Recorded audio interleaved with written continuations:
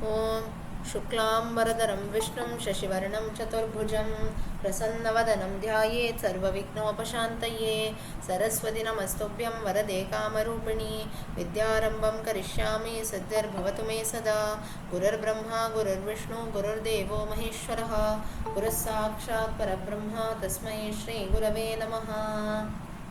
So yesterday the last session we saw a few stories, a few facts from the Brahma Purana. Today we will continue with the same, a few more incidents, few more important aspects and stories from the Brahma Purana. So yesterday, if you remember in the previous last session, we saw about the Jagannath Puri temple. Then we also saw how Dharma, that is Gautama and Manikundala, the story of both of them, how Dharma wins over. Then Yoga, the philosophy Yoga Shastram has been introduced in the Brahma Purana. Further, the four Varnas, the Varna system has been mentioned in the Brahma Purana. So like this, and a few more other stories have been mentioned. Adora, the dove. Yeah, correct. The dove and the owls.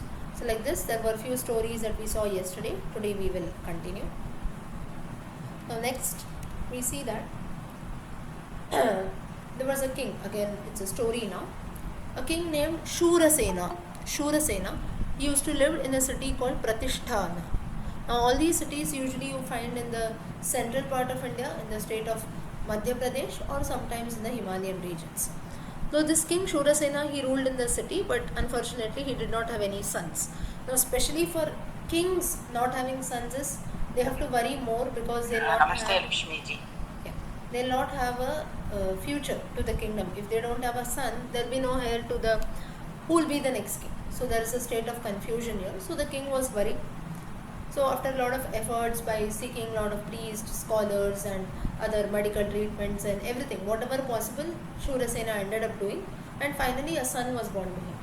But the son, though he was a human being, he had all the qualities of a human being, the physical form of the son was that of a snake. So the body of the son was like a snake, but of course he had all emotions, feelings and everything like a human being.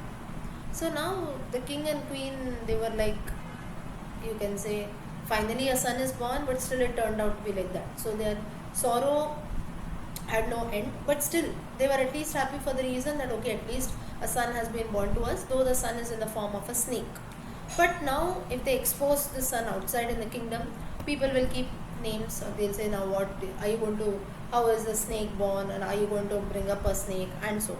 So they kept the son in secrecy, inside the kingdom only. They never revealed to anyone, not even the close ministers, priests. Nobody was told that the son who has been born is in the snake.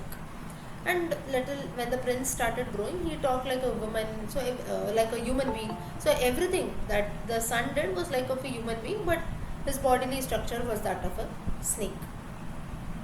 Now it was of marriage time for the son. But now who will marry a snake now? So then King Shurasena, he did not know what to do.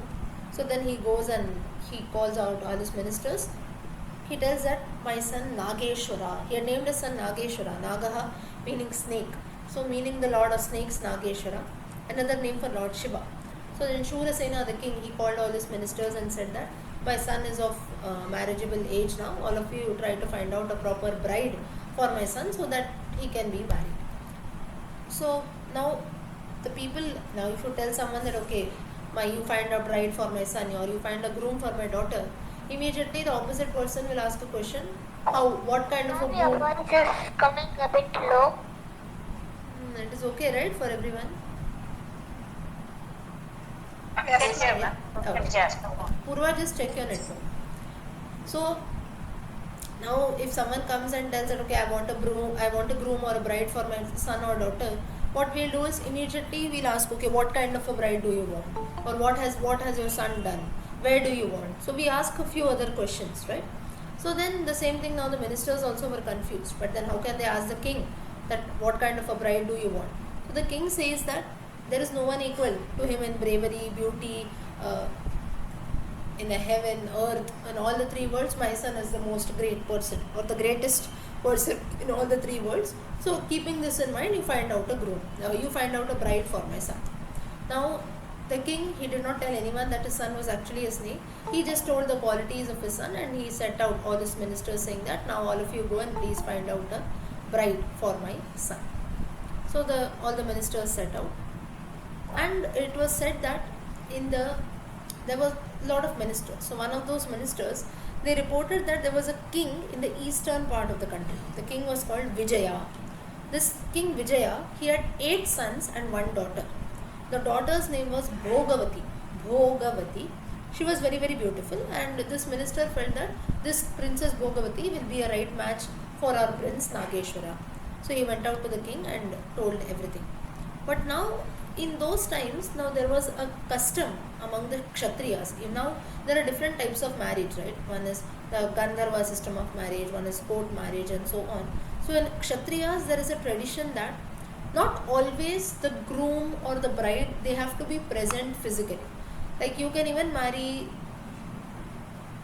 initially on the day of marriage, you can say marry the sword of a bridegroom, and the marriage is done. Later then you can see physically the bridegroom later, whenever time permits. So like this, there are a few conditions.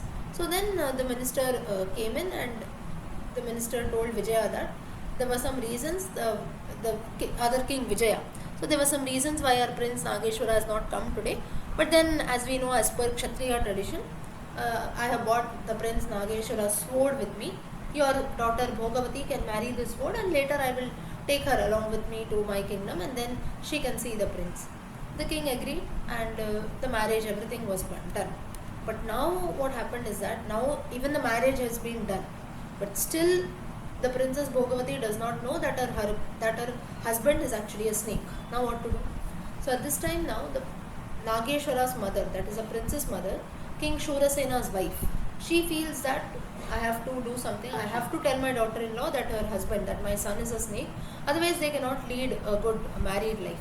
So what she does is, she sends a maid, a personal maid, to this princess and tells that your husband has a godlike form, he has godlike qualities, but his physical form is that of a snake.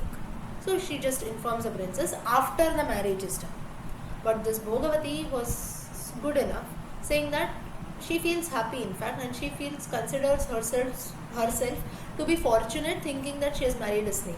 She replies saying that women marry men, normal human beings, but I have performed some good deeds, therefore maybe I got a godlike husband who has got a physical form of a snake. That's it. And then Bhogavati was brought. Both Nageshwara and Bhogavati both meet each other, and it is said that in their earlier life, when they looked at each other, both of them, they remembered their past deeds. This Nageshwara, he had been a snake in his earlier life, Naga, and he was a companion of Lord Shiva. Now we know Vasuki is always along with Lord Shiva. Another name for Lord Shiva is Nageshwara. And in his earlier wife, his wife was this Bhogavati. So the same couple, they meet in the next life also. And it is said that how this Nageshwara has been born again in the form of a snake. So the story goes, in the previous birth is that now I told you this Nageshwara, in his previous birth, he was a companion of Lord Shiva. So once when Shiva and Parvati was just laughing about, Parvati, she cracks a joke. Listening to the joke, Shiva laughs. Nageshwara, who was standing nearby, also laughed. So Shiva got angry at this, saying that she has cracked a joke not for you to laugh, but for me. Now this is actually not a curse, right, or not a sin that was committed by Nageshwara. Now someone cracks a joke, everyone can laugh. It's not that only one particular person should laugh. So then Shiva gets angry and immediately he curses, saying that no, you will be born as a snake, on the earth as a human being, but you will have a form of a snake. But immediately, when you go and bathe in this Gautami Ganga river, the river which we are talking about, which has got different tirthas, immediately your curse will get over and you will come back to Kailasa.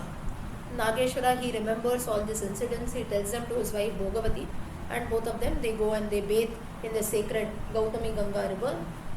Nageshwara gets back his handsome original human form, and that's how, after Shurasena's death, Nageshwara and Bhogavati rule over the kingdom for some time, and once both of them, they die, they go back and stay along with Shiva, they go to Kailasa. So this place on the banks of the Gautami Ganga, where Nageshwara and Bhogavati lived, they have built a temple for Lord Shiva, and this is called a famous Tirtha called Naga Tirtha. Even today in Himachal Pradesh, if you go towards the Char Dham Yatra in the state of Himachal Pradesh, you can see this temple called Nagatirtha, where a temple has been built by Nageshwara and Bhogavati in praise of Lord Shiva. So this is about one more story with regards to a Tirtha on the banks of the Gautami Ganga river. Okay. Is this clear? Did everyone understand this incident? Yeah? Lakshmi, Yes. that's very nice. Very nice. Lakshmi, one doubt is there. Yeah.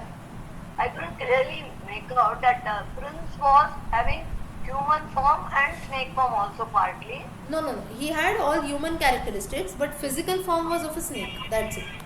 So Okay, he was he behaved exactly like like a a human snake being only. only, but physical form was of a snake, not a physical human form. That's it. Body is snake. Okay, thank you. Next. Now next we look at his story of sage Gautama and his son. So sage Gautama, he had a son called Vriddha Gautama.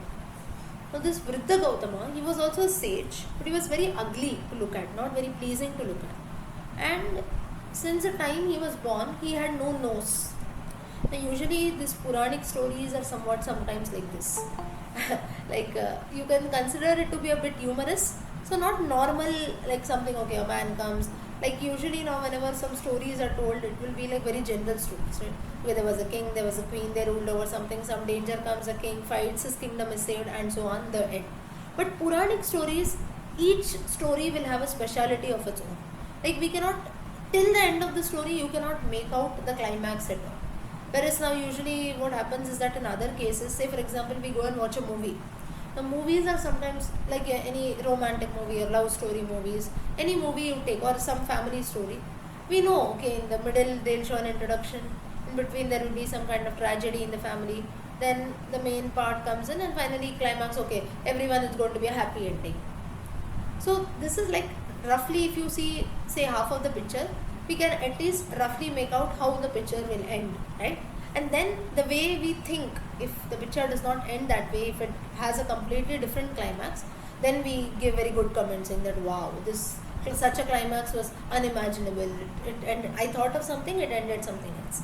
So Puranic stories somewhat belong to this category wherein we cannot declare the climax at all until and unless we finish reading the entire incident.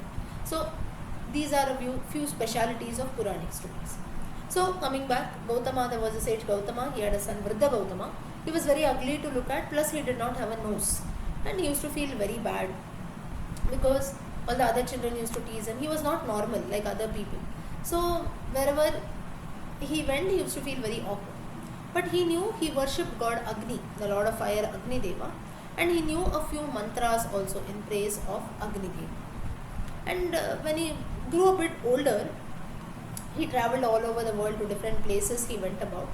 But then, since he had this deformity, he never got married. That is, he didn't have people around him also. Now, who will marry an ugly person, that to a person without a nose? So once it so happened that, so he kept on traveling all over the place, so that sitting in one place, he'll not just keep thinking about his deformity and feel bad about it. He goes to other places, he'll see new people, new places, and that's how he felt that I should spend my time this way. So finally he arrived at a mountain and he discovered a beautiful cave in this mountain, CAVE cave. And he started living inside this place, and there he saw an old woman already living in that cave from before. So then she was very thin, she has grown old, and Vriddha Gautama, seeing the old lady, he went and went to touch the feet of that woman. But the woman stopped him and said that, please, you do not touch my feet because you are my guru. The woman said this. Vriddha Gautama was shocked. He said, how can I be your guru? You are so old to me, plus I have never seen you before, nor do I remember teaching you anything. So how come I am your guru and you say that you are my disciple, I am your guru? So then the old woman says, I'll tell you a story. Otherwise you will not understand. So then she tells a story saying that there was a prince. Now you see, this is again one more special feature. In one story, there is one more story hidden inside it. So story inside a story, these are Puranas. So here now you have to be very, very attentive.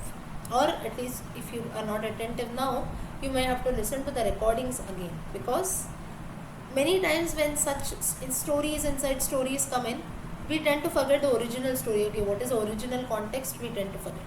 So here we have to be a bit careful. So this old woman starts telling a story wherein she says that there was a prince named Ritadwaja. He was the son of a king, and once he went hunting and he arrived at this very cave. There he met an Apsarastri, demigoddess called Sushyama, and both of them they fell in love with each other. But eventually now he was a prince, so this Ritadwaja is a prince. So he stayed for some time and then he had to return back to the palace. He had come only for hunting purpose. So in that time, Sushyama, the Apsara, she gave birth to a daughter. And Sushyama also, now she was an Apsara. So then she left her daughter in the cave itself, and once the daughter had grown a little bit, now because she is an Apsara Stri, she has to go back to heaven. She works under the orders of Indra. So therefore Sushyama, she left her daughter in the cave and told the daughter that you should not go out of the cave. The first man who will enter your cave, he will become your husband. Now it had been, in all, it had been about 90,000 years now. So this old woman who was there in the cave, she was actually the daughter who the Apsara and the prince Ritadwaja had given birth to. And the Apsara Sushyama had told the daughter that you should not leave the cave until and unless someone comes. The first person who enters the cave, he will be your husband.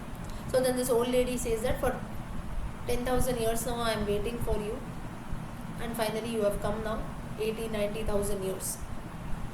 90,000 years, sorry, not 10,000 years. You have come here now, so therefore you are my husband. And husband has to be given respect, so therefore I consider you to be my guru, and therefore I fall at your feet. This is what the old lady gives an answer. Now, Vriddha Gautama, he did not like this. He said, what nonsense. Just because you waited for 90,000 years and someone has come, nobody came before me, doesn't mean that I will be your husband, right? You look at the age difference. People will think that I am your grandson or your great grandson if I stand near you. The old woman, she was shocked. She wanted to obey the daughter. Now we cannot blame the woman also, because for all these 90,000 years, she has been waiting for someone to come inside the cave. She is living all alone in the cave. Now people living all alone, you see, they wait for someone to come in, right? And immediately, especially old people. So when someone comes in, they feel happy. So the same thing, this old lady says, no, I don't know all that, but if you don't marry me, then I'm going to kill myself. She gives a, you can say, she was very stubborn about it. But then Vriddha Gautama, he said that I will promise you, but then I am very much ugly.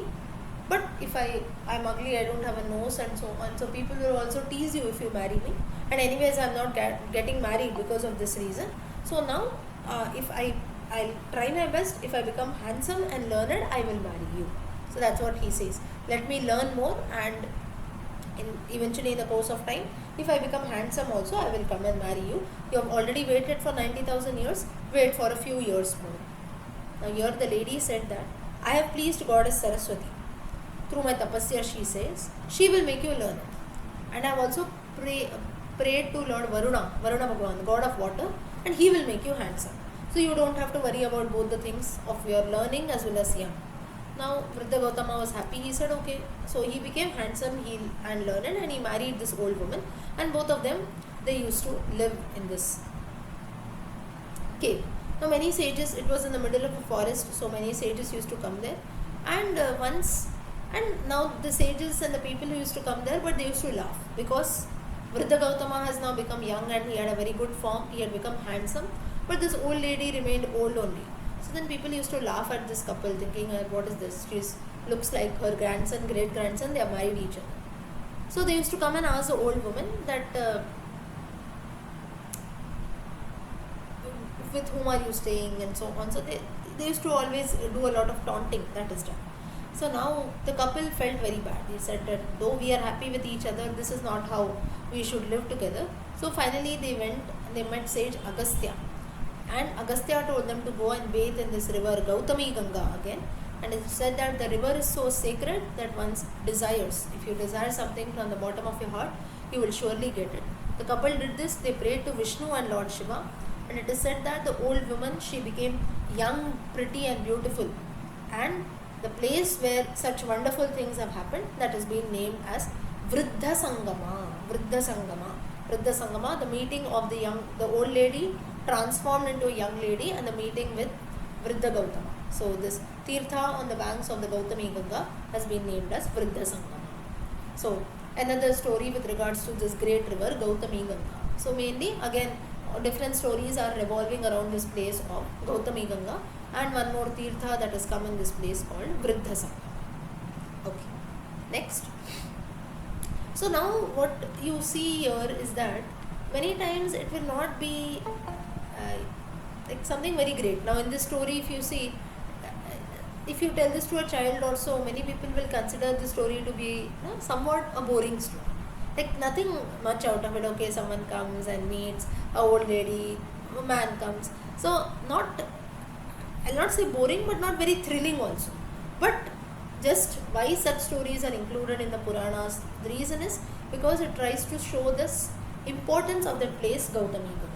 So of course it is something we don't know, so for knowledge it is fine, but not all stories from the Puranas will be like very thrilling and wow, this is something I like it a lot, and it will be with a lot of maybe fights, lot of actions, everything around. So that might not be there in all stories, although I will try my best to tell you a few stories. I'll try to tell stories in an interesting way, of course, but then still sometimes the storyline is not that great, wherein something you get to know a lot of things or a lot of characters, nothing like that. A simple story, but mainly what it tries to show, it tries to show the importance and the significance of this place, Gautami Ganga. Next, this is quite an important incident. Many people must know Harishchandra. Story of Harishchandra. Harishchandra was, I think, also one of the first earliest movies that were released in India. Harishchandra, Satyavan Harishchandra we see, the most truthful man. His story has got reference in the Brahma Purana. Now this Harishchandra king, he was a part of the Ikshvaku dynasty, and he had no son. So once it so happened that Narada sages come and visit him, and told Harishchandra that you do something, you pray something, go and consult some good astrologers, doctors and all, because for a king, if you don't have a son, you will surely go to hell. So this is what has been told. So you must do something to get a son. Now this Harishchandra, as I told you, he was a Satyavan. So he just believed in just doing his own duties, that's it, not going a lot out of track. So therefore, if a son is born, it will be born. If it is not born, I'll leave it. So this is the attitude that Harishchandra had. But after sages Narada and everyone coming there, Harishchandra felt that okay, for my kingly duties also I have to think of my kingdom in future too. So let me see what to do. So he asks Narada itself, like, how can I obtain a son? Can you advise me? So Narada, he had come with a group of sages. All the sages tell the king that you go to this river, Gautami Ganga river, you go and pray to God Varuna, the god of water there, and Varuna Bhagwan will surely grant you a son, you will be blessed with a son. Harishchandra finally went, Varuna was happy. Now Varuna had a condition. Varuna said, you will have a son, but you will have to organize a sacrifice, a yajna in my honor, and in that sacrifice you will have to sacrifice your son. So this is those times wherein people used to do a lot of sacrifices, like we know animal sacrifices, even human sacrifices. So Varuna Bhagwan comes at this stage and tells that you have to sacrifice your own son at this point. Oh, Harishchandra, tell me, like if this condition is okay for you, you tell me, I will bless you with a son immediately. Harishchandra at this time, because no son was born to him earlier, he did not know the importance, he did not know the attachment that one will have towards one children.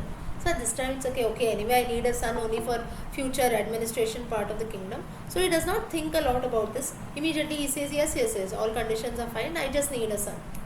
So in due course, Harishchandra is blessed with a son and he names his son as Rohita. Varuna came to Harishchandra and then he said, okay, I have granted you the son. What about the yajna that you were about to do? Harishchandra said that my son is still too young. Let him at least become 10 days and then once the baby is 10 days or so, once his namakarana, everything is done, then we will do the yajna. After 10 days again Varuna comes and he asks, what about the yajna? At this time Harishchandra says, let his teeth grow. Animals are sacrificed at yajnas, and man is also a social animal. An animal becomes a full animal only once he has got teeth. So let us wait till his teeth grow. Varuna still waits. Again he comes. Now when Rohita was 7 years of age. Now slowly Harishchandra is developing attachment and affection towards his son. He is not able to sacrifice his son. So every time whenever Varuna comes, he is sending him away with some or the other excuse. Now this time when Varuna comes, when Rohita was 7 years old, Harishchandra again sends him back saying that no, these are only milk teeth. Let the proper teeth come in, the permanent teeth, then I'll keep. Again Varuna comes back. At this time Harishchandra says that he is a Kshatriya, so therefore he has to learn the art of fighting, art of using weapons and all. He has not done that, so he is incomplete. So let him complete everything, then we will organize the sacrifice. Now many years passed, Rohita was skilled, and finally he was also appointed as a Yuvaraja, the prince of the kingdom. He was now 16 years old. Now Varuna comes, and this time when the conversation, now Harishchandra was thinking what to tell now. So at that time, this Rohita, he intervenes in the middle and he says that we will do a yajna.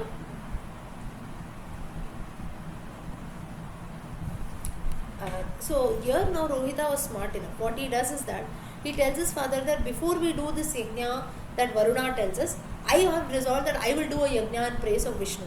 So you give me permission to complete that, and after that we will do Varuna's sacrifice and everything. Saying so, this Rohita, this prince, he goes to the forest because he wanted to complete his own sacrifice. So Rohita goes to the forest, and meanwhile Varuna, he had enough. He said now every time all this years father was making excuses. Now the son says that I want to perform one sacrifice of my own. Saying so, he has gone to the forest. So what about my promise? Saying so, he gives Harishchandra a very painful stomach ailment, saying that I had promised you that I will bless you with a son, but you have to do a sacrifice in which you have to give up your own son. You are not staying on your promise, so now I am going to punish you with a very painful stomach ailment. Now Harishchandra gets very ill, and Rohita comes to know of this forest. There Rohita, he meets a sage. The sage's name was Ajigartha.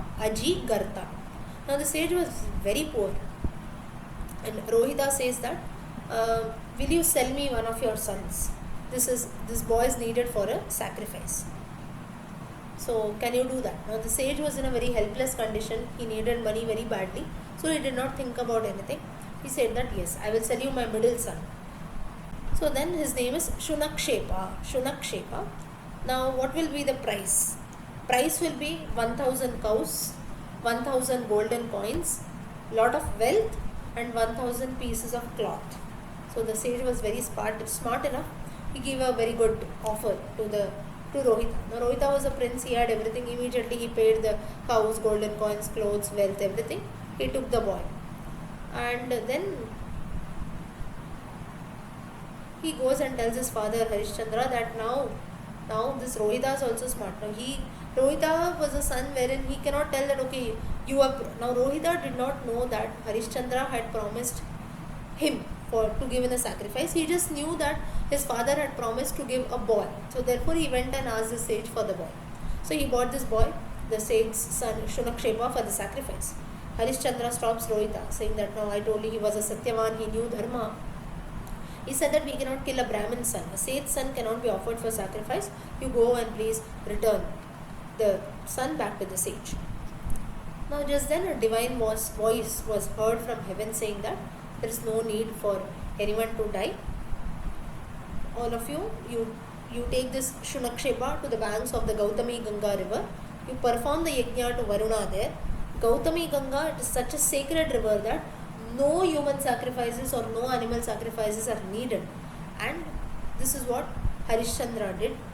Varuna also becomes satisfied that okay, my sacrifice has been fulfilled without any sacrifices. This is again the significance of this Gautami Ganga river, saying that we don't have to do any sacrifices. Even merely taking a bath in the river or performing the yajna on the banks of the river gives us the equal punya.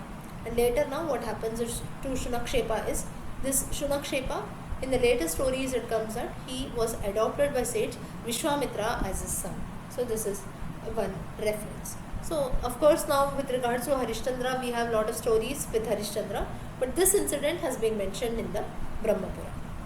Okay, next.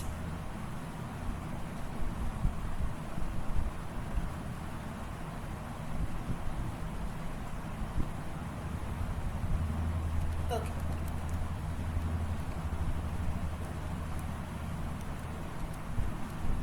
Now, next there was a Brahmin, he was called as Shweta. Shweta usually are feminine names, but Brahmins he was named as Shweta. He was a friend of the sage Gautama, and now usually there are many stories revolving to Gautama in the Brahma Purana because we get a lot of reference to this Gautami Ganga river. So it is said that a few references speak that because sage Gautama had his hermitage on the banks of this river, that's how this river was even named as Gautami Ganga. This is one reference. So there was this Brahmin called Shweta who was a friend of the sage Gautama, and he was also a great devotee of Lord Shiva. And in the course of time, this Shweta died, and Yama's messengers, the god of death, they come to take Shweta away. So, but then they could not enter Shweta's house. So then all the companions and Yama himself, they are thinking, what happened? Why this is happening? So why are the messengers not able to enter the house of Shweta? What has happened? So Yama, he sent his companion Mrityu. Mrityu is literally death, to go and see what was going on. Mrityu goes to Shweta's house and found Yama's messengers. They were waiting outside the house.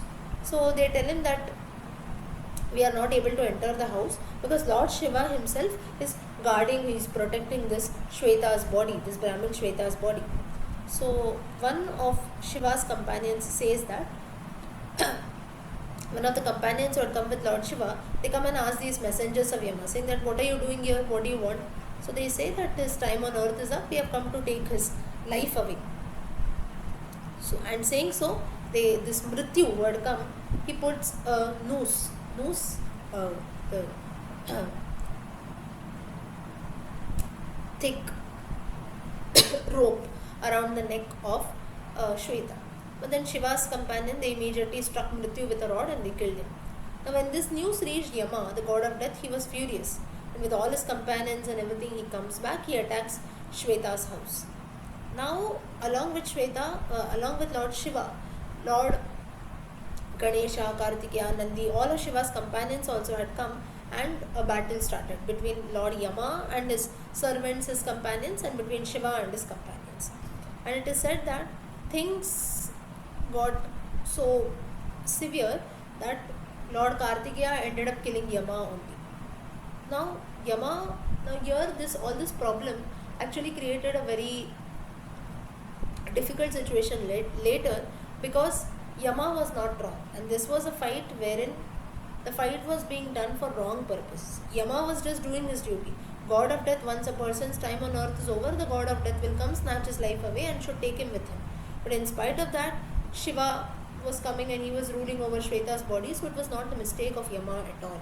So Shiva insisted here. So then, knowing this, Kartikeya ensured that Yama is brought, though he had killed Yama, he ensured that he brought Yama back to death. And then further, Shiva insisted that all his devotees will never be taken to Yamaloka. Instead, they will all go straight to heaven. That is why Rudra Loko Sagachati. The different Shiva stotras, if you chant like Lingashtakam, Bilvashtakam and so on, in the last shloka you'll always say Rudra Lokam Sagachati or Shiva Lokam Sagachati. Or many times when you read those condolence messages or so, or in the newspaper when we have the death column, you can see Shivaloka Prapti. So and so attained Shivaloka Prapti. We mentioned, right? What is Shivaloka Prapti? Wherein they have attained the realm of Shiva. So Shiva, from where has all this started? Rudra Lokam Sagachati, Shivalokam Sagachati, Shivaloka Prapti. It has started from this reference made in the Brahma Purana that looking at the devotion of this Brahmana Shweta, Lord Shiva insisted that none of my devotees will go to heaven or will go to hell or Yamaloka. They will all directly come to my realm, that is heaven or Shivaloka. Shiva's condition was agreed by Yama, and finally Nandi, he bought water from this river Gautami Ganga. He sprinkled it over the dead Yama who had been killed by Kartikeya, and Yama also got back his life. And immediately all of Yama and his companions, they go back to their loka. From that day onwards, all the devotees of Shiva are taken to heaven or Shivaloka. They are not sent to hell or Yamaloka. So these are a few references how Shiva, he comes and he protects his devotees, wherein Yama himself had to stop his work. Okay. Next now, we see a story of sage Vishwamitra and Indra. Now Vishwamitra, he was earlier into the family where he led the life of a householder. So in that, once he was living with his wife and children on the banks of this Gautami Ganga, and all the children, his disciples, they were all very hungry. Therefore the sage, he set all of his disciples, he told, go in search of food, whatever you get it back, we will all share it amongst ourselves and we will eat it. So all the disciples, they go, but they could not find any food. They just found an object which looked like the body of a dead dog, but they didn't have any option. They bought it. So Vishwamitra, he told his disciples, now he thought, he himself was a sage, his family, they did not indulge in eating all kinds of non-veg foods. On top of that, this is a dog, so nobody will eat a dog, right? So then now there's confusion, what should be done. But Vishwamitra tells his disciples that we don't have any option, we don't have anything to eat, so you clean all this meat, we will offer it to the gods, sages, ancestors as Nevedya, and then all of us, we will consume. We don't have an option. If we have to fill our stomachs, we will do this. Now, offering the meat of a dog to gods, we have never heard of this, right? We don't offer meat, first of all, but still in some temples we do hear non-veg is offered and so on, but surely not the meat of dogs. So now Indra was hearing all this from heaven. He said, okay, this Vishwamitra is going to do something, so now let's see, I have to do something. So Indra, he adopted the form of a hawk bird, like a eagle, vulture or so, Hawk, hawk, and he stole the vessel in which this dog meat was kept. Vishwamitra, he got to know about it, and he was ready to curse Indra. Indra was scared of Vishwamitra's curse, and he changed the dog meat into Amrita, that is a very heavenly drink, nectar, and he bought the vessel back. Vishwamitra told Indra, I don't want Amrita, I want the dog meat only. When the whole world is starving for food, I don't want Amrita, there is no food anywhere, hence we didn't have an option, so whatever we got, we are going to eat that. Plus there should be no sin in offering to the gods, because if there is nothing available, we have to end up offering. So at least the thought process that has come in my mind that, okay, this is what I have got, but still I will offer it to the gods and then only eat. At least this thought has come to my mind, you should respect this. This is what is the answer that Vishwamitra gave. Now Indra was a god of rains. So he realized that the only way to persuade Vishwamitra against eating dog meat was to make rain, so that now there was a lot of drought conditions in those times.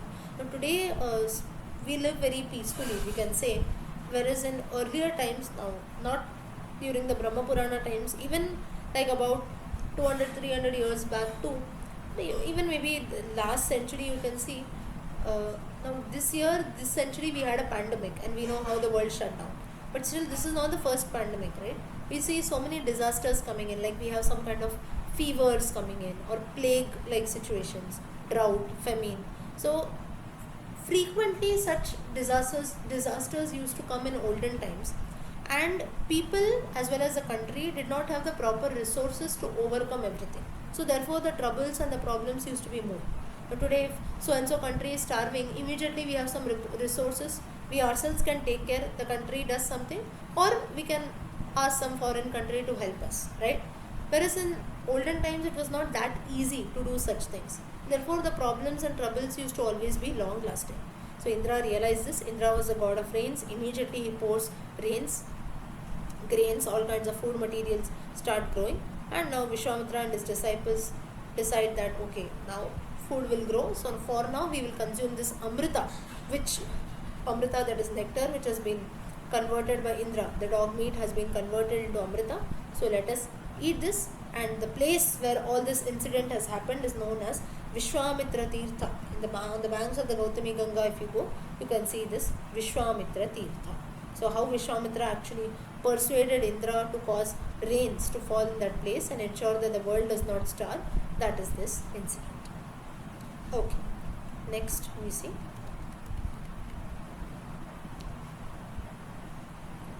Now, next comes the story of Garuda, the king of birds. Now we all know that birds, especially vultures and eagles, they have an enmity with snakes, right? So there was a snake called Mani Naga, and he now all the snakes they are afraid of Garuda. So Mani Naga he began to pray to Lord Shiva, and he obtained the boon that Garuda should not do any harm to me. Though Garuda is enemy of snakes, he should not cause any harm to me. So this is a boon that the snake Mani Naga asks Lord Shiva, and Shiva grants him. So now Mani Naga was not afraid of anything. He moves about here and there, and even though when Garuda came in front of him, he used to not run away. So Garuda used to feel very strange. He felt that the moment even a snake, I come, even a small snake that is there, it just by looking at me, it runs away, and this snake is moving about freely even after seeing me. I have to find out what happens. Now Garuda, what he does is he caught hold of this Mani Naga. Now, though he could not kill him, he kept him imprisoned for a long time. Now, this Mani Naga, he was a devotee of Lord Shiva. So frequently he used to visit Kailasa. Now, because Garuda had imprisoned him and kept him in a particular place, he could not visit Kailasa frequently. So now Nandi, the companion of Shiva, he asks Shiva that many days have passed, this Mani Naga snake has not come. I hope Garuda has not caused him any harm. Now Shiva, he knew what had happened, and he told Nandi to pray to Lord Vishnu, saying that now Garuda is a Vahana of Lord Vishnu, saying that if you pray to Lord Vishnu, surely Garuda will have to leave Mani Naga. So you do that. Nandi does this, and Vishnu asks Garuda to release Mani Naga. So now Garuda, he tells Vishnu that, oh Lord, you are very unfair. Other masters, other servants, they treat their servants really well. They give their servants gifts, they give their servants frequent bonuses. You see how this Lord Shiva, he sent Nandi to rescue one of his devotees, Mani Naga. You never give me any gifts. And on top of that, when I get something of myself also, you are telling me to leave it. This is proper on your part. I am one of your greatest devotees, and you are behaving like this with me. Is this really good? Wherever you go, I come along with you. You go to fight the demons, I keep you on my back.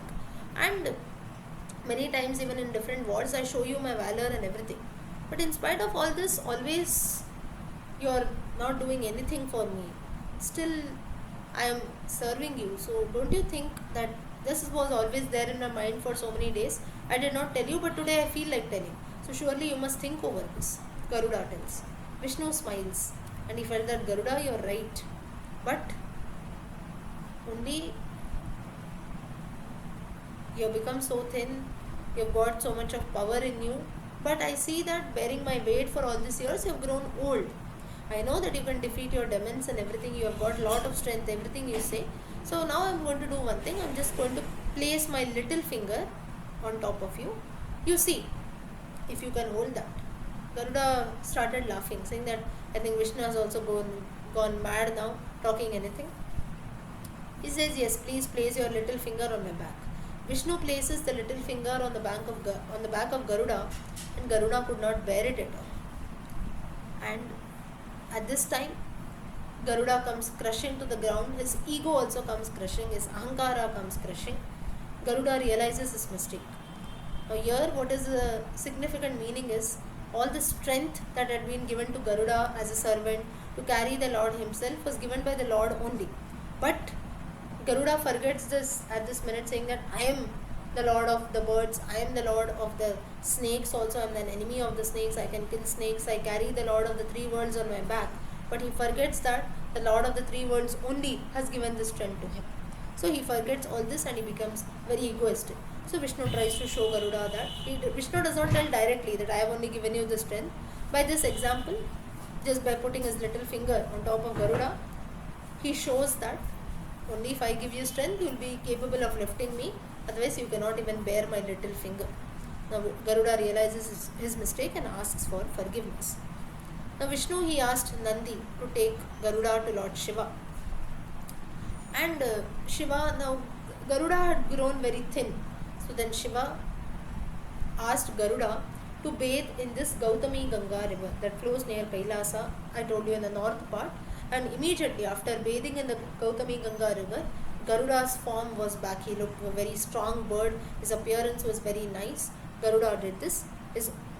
He became very strong to lift the Lord back again, stronger, swifter, and the place where Garuda has bathed, That Tirtha is known as Garuda Tirtha. Even today, if you go on the banks of the river Ganga, you can see this Garuda Tirtha. So like this, there are different Tirthas on the banks of this river. Okay, next.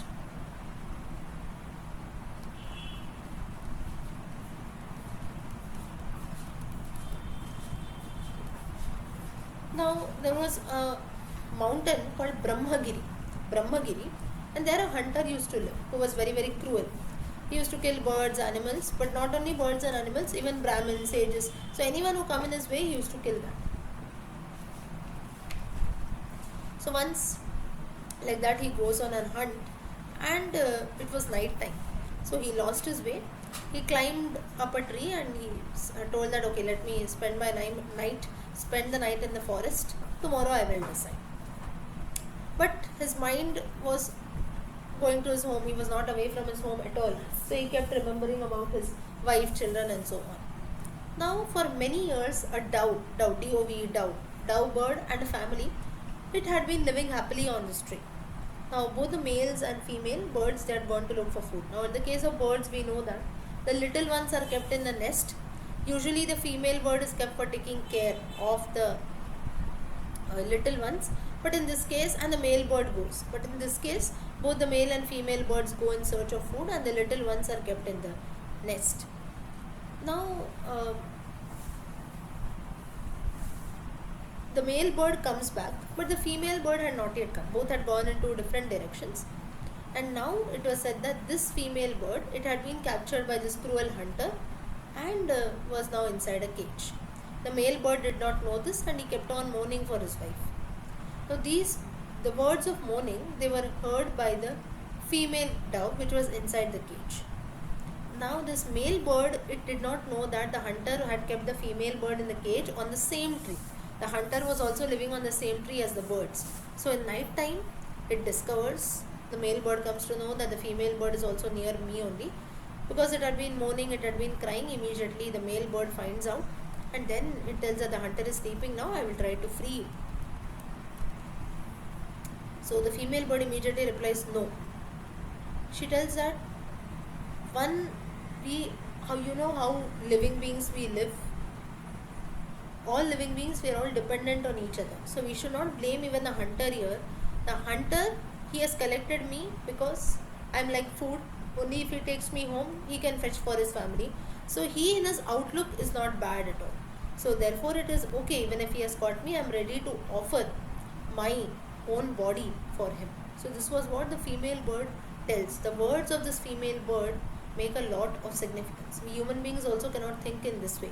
But this bird here makes this statement to the female bird tells the male bird, saying that the hunter on his part is doing something just to take care of his family, to fill his own stomach. So it's fine. He is doing no sin on his part. So if I have to offer myself for the sake of filling someone else's stomach, it is okay. Let me consider it as my privilege. The male bird also agrees and says that he is like our guest who has come here and stayed on a tree. Let us all serve. So what we can do to serve him? Now all these birds they are too good. So now the male bird, the female bird tells the male bird that you do one thing, you collect small twigs of wood and you light a small fire so that he feels warmed up at night. Now the male bird does that.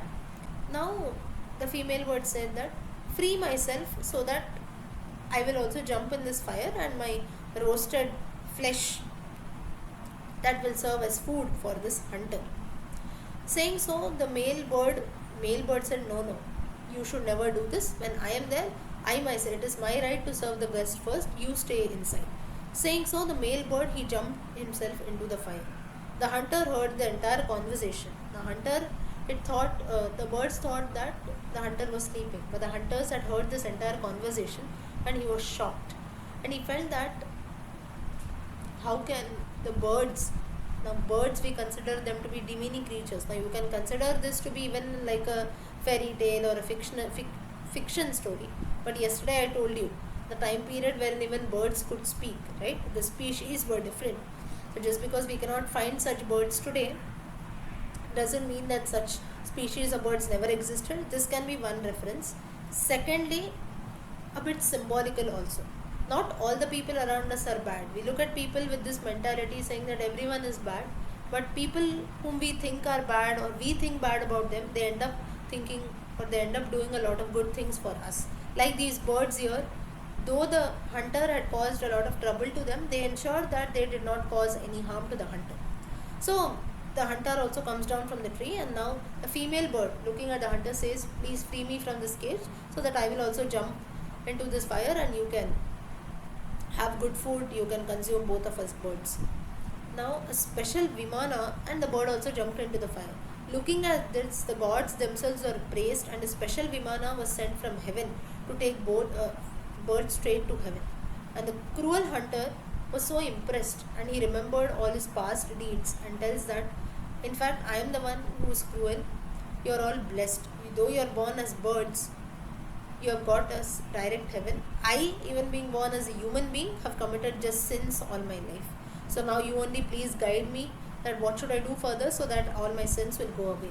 So both those birds, they tell the hunter that you go to this Gautami Ganga river, you bathe there for 15 days, you bathe there, you pray, all your sins will go away. The hunter did as he was asked, and that's how the place where all this incident has taken place is called as Kapota Tirtha.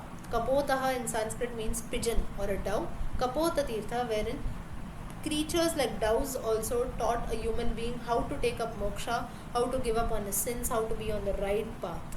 So the place where the doves gave education or they taught the hunter the right way of living life, that is called as Kapota Tirtha. A very, very beautiful story, or you can consider one of the most beautiful incidents from the Brahma Purana. Okay, next.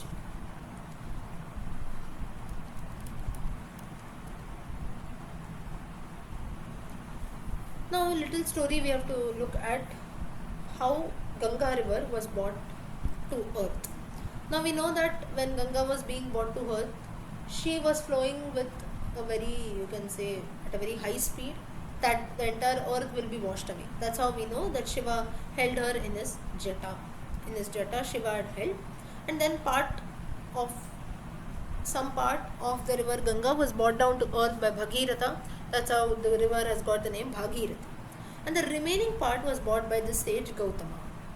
Now Parvati was married to Shiva, but Shiva seemed to be fonder of Ganga. Now even today, if you look at the picture of Shiva, we can always see Ganga on the head of Lord Shiva, right? So obviously Parvati had a jealousy, and she felt that anyhow this Ganga has to be removed from the head of Lord Shiva, otherwise he will continuously be attracted towards her. So she kept on telling Shiva that you remove this Ganga, you remove this Ganga. The purpose is done now, because she flew at a very high speed. You kept her on her head. Now the purpose is done. Now you should leave her. But Shiva does not agree. At this time on earth there was a terrible drought-like situation, and sage Gautama's place was the only place wherein some people, they were leading a bit good life. Otherwise everywhere there was drought situations. So now Ganesha, he thought that okay, my mother, she's always in tension, she's always in sorrow because river Ganga is being given a lot of importance. So he decides that okay, let me do something so that I can bring down Ganga somewhere else. So what he did is, Ganesha, he went to this hermitage of Gautama, and Gautama Gautama now was a person who used to call all kinds of travelers, passers by, whoever used to come there, he used to always give them a place in his hermitage. So Ganesha also came, and Ganesha had a very good plan in his mind. So he bought a companion with him called Jaya. Now Jaya, she was actually a companion of goddess Parvati. Ganesha brought her along and told this Jaya that you adopt the form of a cow. You take a form of a cow, and whatever grains is there in the hermitage of Gautama, the Gautama's field, you eat up on that. And the moment you eat, you lie down as if you're dead. Now Gautama noticed that a cow was eating up his grain, and he tried to drive the cow away. But as soon as he did that, it is as if the cow fell on the ground.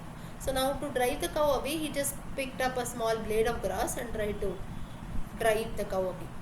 Now seeing that, and now actually Gautama had not done anything to the cow, but as per Ganesha's plan, This Jaya, companion of Parvati, who was in the form of the cow, she fell down as if she was dead. All Ganesha, all sages came rushing there, and they discovered that okay, cow has been dead. Gohatya. Gohatya is a very great sin, and everyone they went away from the ashrama saying that such a big sin has been done by sage Gautama. Now Gautama kept on telling them, no, I have not done this. Like, I don't know how it has happened. I've just tried it away and so on. So I just tried to drive the cow away because it was eating the grains and we need it for our hermitage. That's it. But nobody listens. So at that time, Ganesha very smartly says that if you bring down Ganga from Shiva's hair, then when that water it touches the dead body of this cow, all your sins will be forgiven. Now Ganesha was so friendly with all the other sages that all of them also they accepted his solution. Now Gautama also said, okay, I'm ready to do anything. If I have killed a snake, killed a cow, really I'm ready to go to any extent. Now accordingly Shiva, he went to Mount Kailasa, he prayed to Lord Shiva. Shiva was pleased at Gautama's tapasya. And we know Shiva is Ashutoshi. Whatever you ask him, he will immediately give. So Gautama naturally he wanted that Ganga should come. He should be brought down to the earth. One part has already been bought by Bhagirath, but still Ganga is a very big river. So the second part also, Gautama says that it has to be bought. Shiva agreed, and thus Ganga was brought down to heaven. And the where sage Gautama who brought Ganga down to the river, that's how this river that we are talking about for all this long, for the past 2-3 sessions, that's how the river Ganga, which has been brought by sage Gautama, has been called as Gautami Ganga. So it is said that Ganga has got 4 tributaries in heaven, 7 on earth, and 4 in the underworld. Underworld is where Bhagirath had taken to wash off the ashes of his ancestors. So 4 tributaries in heaven, 7 on earth, and 4 in the underworld. And since sage Gautama had brought river Ganga down to earth, the river is also called as Gautami Ganga. So this is how the river got its name, or for all this long when we are talking about river Gautami Ganga, how it has come, this is the reference. Okay. Now we'll just see a very small topic and then we'll conclude for today. Now we know a lot about solar dynasty or Surya Vamsha because of the fame of Rama. Rama belonged to the Surya Vamsha, but something about the lunar dynasty also has been mentioned in the Brahma Purana. So there was a sage Atri. He performed very difficult tapasya, and the tapasya, the meditation was so difficult that Atri's energy, the energy that he developed, that had been thrown up into the sky, and even the sky also could not bear this energy, and it is said that through this energy was born Chandra or Somadeva, the moon god. So the moon god is actually a son of Atri. And then Brahma said that he takes up Chandra in his chariot 21 times around the earth, and from whatever energy that was left after Chandra had been created, that's how the different herbs, Ayurveda Shastra, medical herbs that are there, that's how it was formed from Atri's energy. Now Chandra also performed very difficult tapasya for 100 Padma years. 100 Padma years. Now what exactly is a Padma year? The numerical value I will tell you. We cannot tell this in numbers. 10, add the number 10 and 12 zeros after that. 10 and 12 zeros after that. So many normal years is one Padma year. This is a calculation that is given in Padma Purana. So for 100 such, in the Brahma Purana, sorry. So for 100 such Padma years, Chandra Bhagavan meditated. That's how, after the meditation was over, Brahma he appointed Chandra Bhagavan as the lord of seeds, medicinal herbs, Brahmins, oceans and everything. Lot of lordship. That's how Chandra, the moon, today though we call moon just as a moon or Chandra, moon god, Chandra Deva, we pray to the moon. That's how, because Chandra has got a lot of energy after doing this tapas. So now the guru of the gods was sage Brihaspati. Brihaspati had a wife named Tara, and Chandra he abducted this Tara. Now you see, usually how much ever, now we should not be surprised at this. All of us also human beings, though we are very good, our person is very good, but still sometimes some things do happen wherein 10 things we do good, one thing unknowingly we might do even a small mistake, people remember that. So even Chandra also had a few qualities like this. He abducted Brihaspati's wife Tara. And despite the gods and sages, everyone asking Chandra to return Tara, the moon god did not listen. Terrible war started. Shukracharya, the guru of the demons, he fought on Chandra's side because the Brihaspati was a guru of gods, so all the gods were obviously supporting their teacher. And this war came to be known as Tarakamaya Sangram or Tara. Some people call it as Tarakamaya Sangram, some people call it as Tarakamaya Sangram because it was for Tara, the wife of Brihaspati. Finally, Brahma, he came in middle and he said that now let's stop all this. But by this time, Chandra and Tara, they already had a son because Chandra Bhagavan was living along with Tara together. But Brihaspati refused to accept this son as his own. He said that this is not my son. You begetted him through Chandra Bhagavan, therefore I will not regard him as my son. This son was Buddha. In the Navagrahas we have Buddha.